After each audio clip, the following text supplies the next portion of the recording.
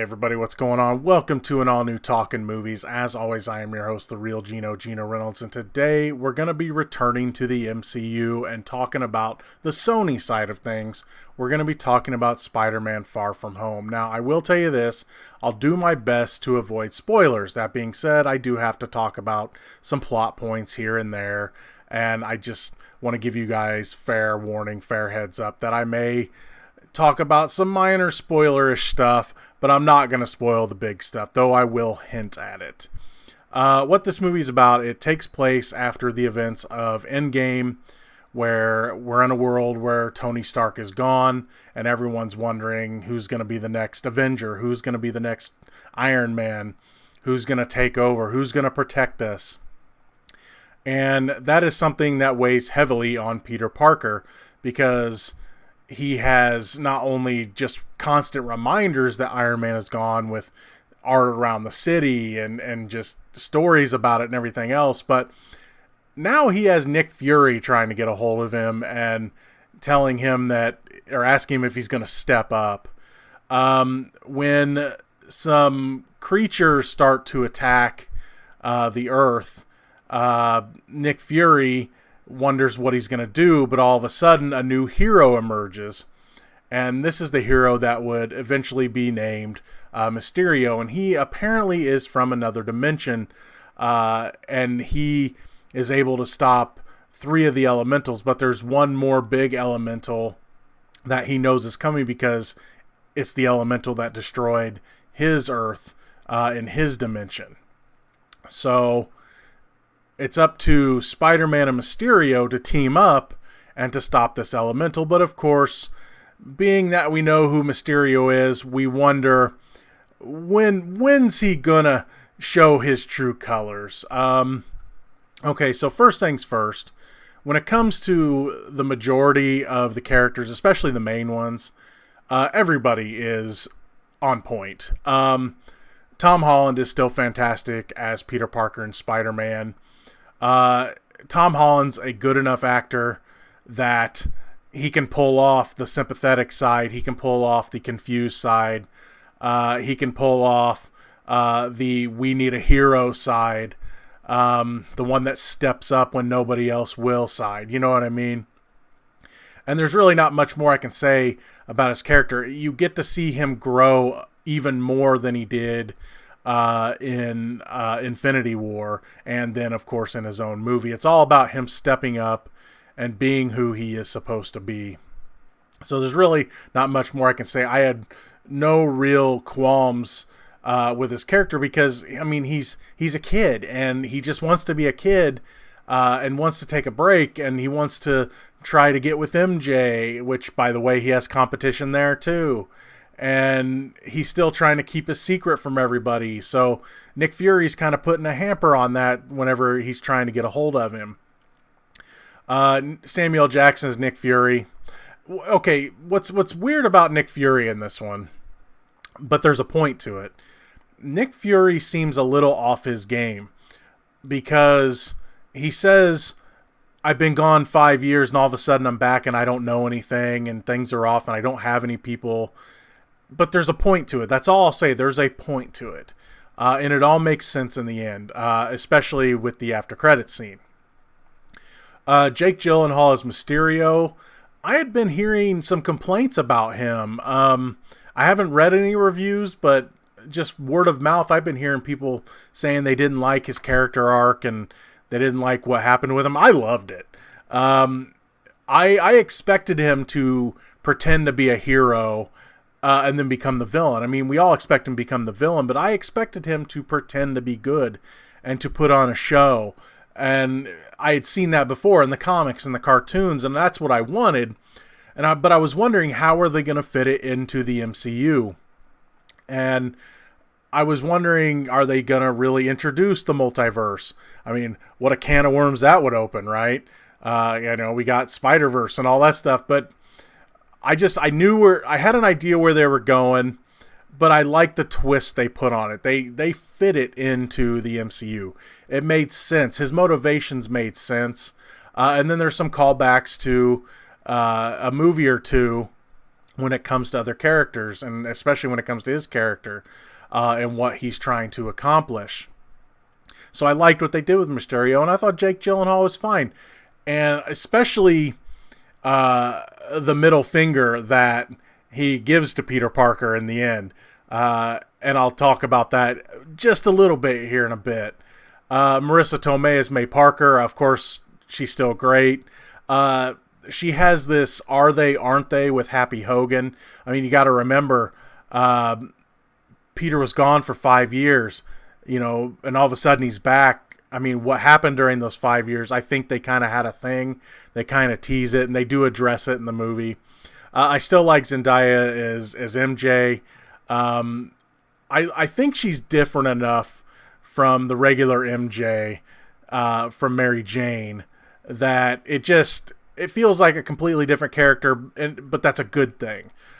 Because, I mean, we've seen Mary Jane in the first 3 movies, and I think they were supposed to bring her into the Amazing Spider-Man movies too, and the regular MJ story is old. I like what they're doing here. It's different, and I like that because we don't want everything to be the same.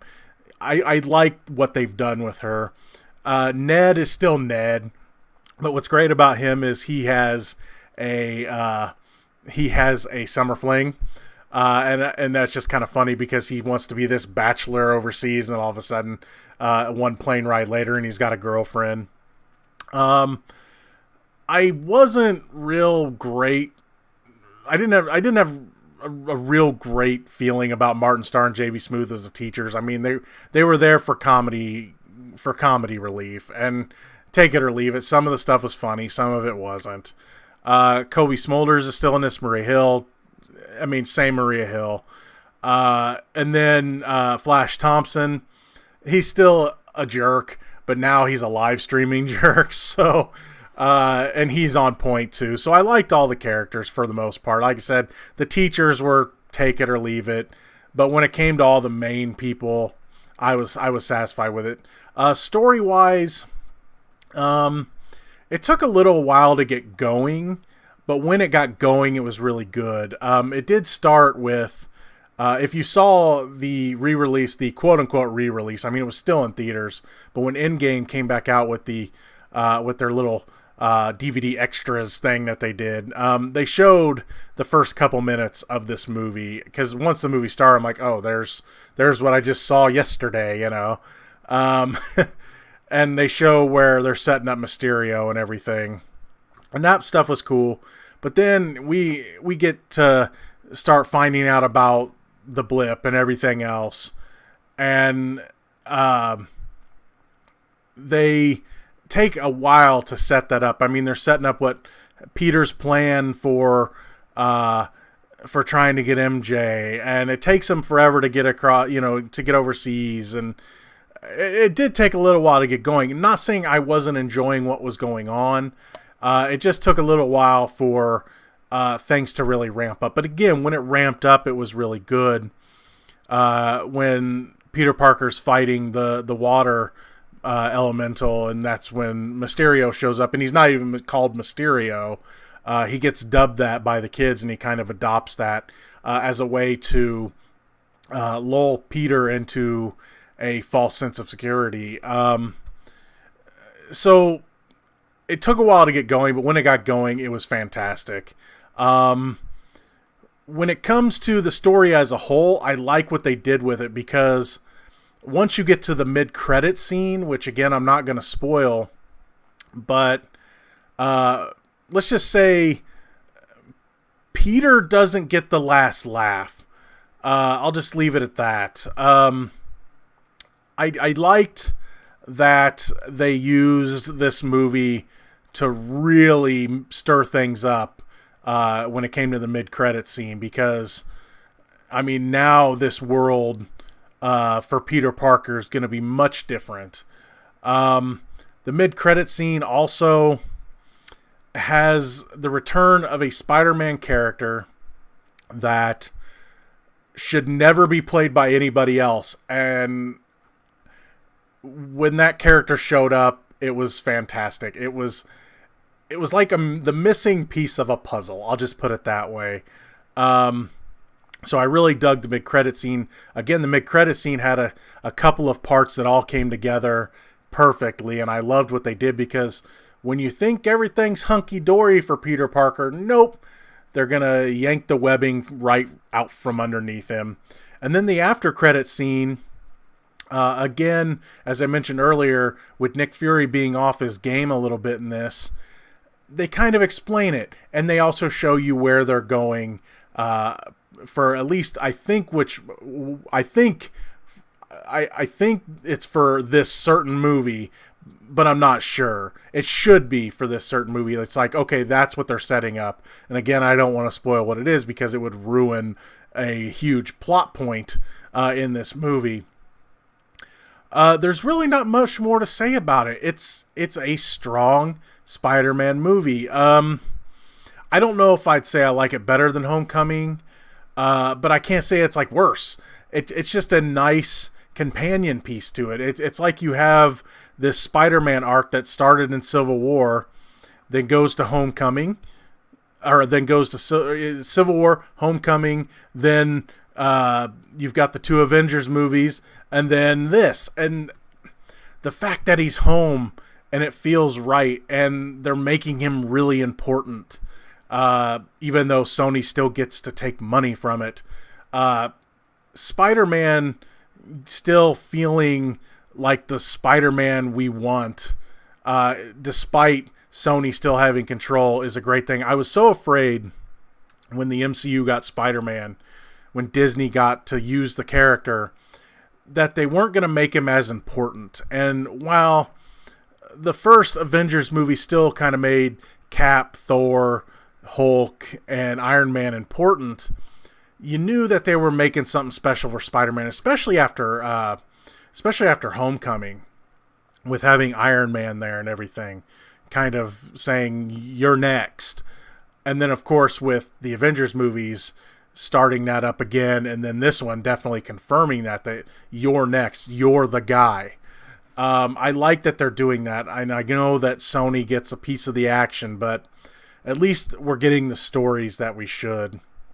Again, while the movie took a little while to get going, it's still a pretty fantastic movie. The moving pieces that are going on, the way they adapted Mysterio really worked.